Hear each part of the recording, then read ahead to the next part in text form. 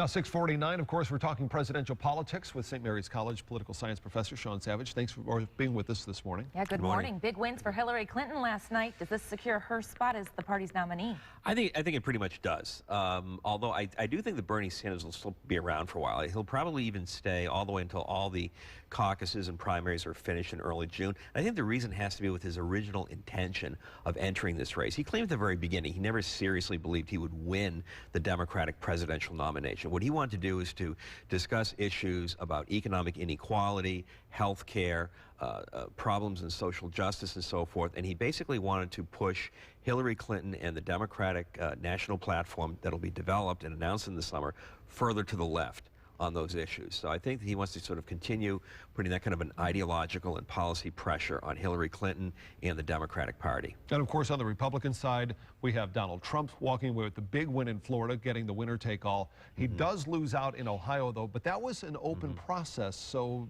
was that really anti-Trump, or was that pro-John Kasich?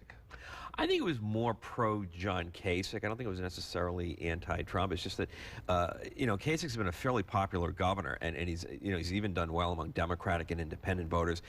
He won by a huge landslide in 2014. And strangely enough, I think the fact that Kasich won Ohio in the long run could actually turn out to be good for Trump, because it means that Kasich is going to stay in the race for a while. And as long as it's a three-way race instead of a two-way race between Trump and Cruz, it means that the anti-Trump Republican vote in future primaries and caucuses will be more divided between Cruz and Kasich. Okay. Looking ahead, we have some big primaries coming up. Yes, I think next week on March 22nd, we have primaries in Arizona. We have caucuses in Utah. I think Arizona's going to be especially interesting because it's going to be a closed Republican primary. It's winner take all. The former governor of Arizona, Jan Brewer, has endorsed Trump. I don't know if Joe Arpaio, supposedly the toughest sheriff in America, has actually endorsed Trump. He said a lot of nice things about Trump. They're both very concerned about border security. So Arizona could shape up to be a big win for Trump. And Cruz could do well in I think, the Utah caucuses. We have just a short time left, but the Donald Trump factor going into the convention, now that Ohio did not fall into his category, does this mean we're looking at a brokered convention?